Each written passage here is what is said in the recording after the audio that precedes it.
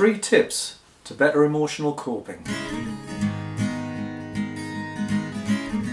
This week builds on the last 2 weeks and I'm focusing on emotional coping. I want to give you 3 tips to apply day to day so you can learn to cope more positively. I've taken these tips from my How to Cope the Arse Out of Life online course, and if you want a free resource with my Give Yourself Credit model overview, you can claim that at the end. But for now, let's get into the 3 tips. Tip 1. You may already have started doing this based on the content of the last 2 weeks, because it's about reflecting on your tendency to get emotionally swept away or to bottle up your emotions, but it's about catching yourself in the act. Start to notice when you get that emotional overwhelm. Start to notice the signs. What are your warning signs? And then when you catch yourself, create some space, step away, use the rescue breath, 2, 2, 4. Breathe in for 2. Hold your breath for 2, breathe out for 4. Use those techniques to create some space and distance from the stimulus that's creating the emotional overwhelm. Tip 2.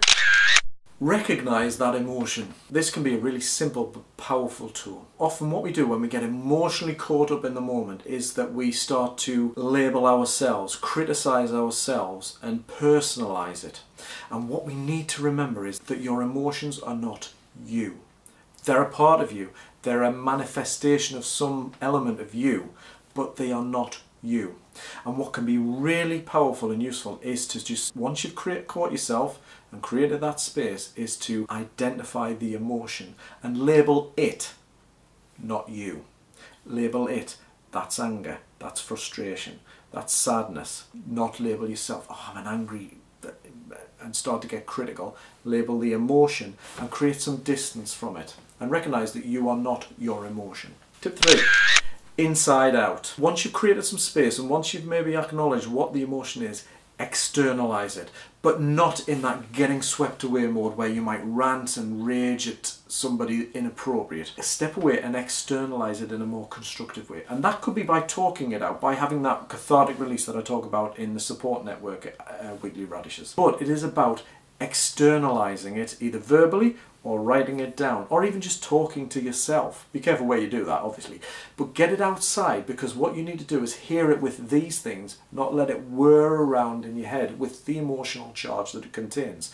Make it coherent, make it tangible, so that you can start to evaluate it and get it in perspective. So there's 3 tips to help you cope more positively. Catch yourself in the act and create some space. Label the emotion, not yourself, then externalize it in a constructive way. So, if you find that emotional coping is a particular struggle for you, employ 1 or 2 of those techniques and practice them. And these 3 tips are taken from my course, How to Cope the Arse Out of Life. And if you want to find out more, then follow the link at the end of this video. But for now, focus on picking one of these tools that most resonates with you and put it into practice next time you find yourself getting caught up by your emotions.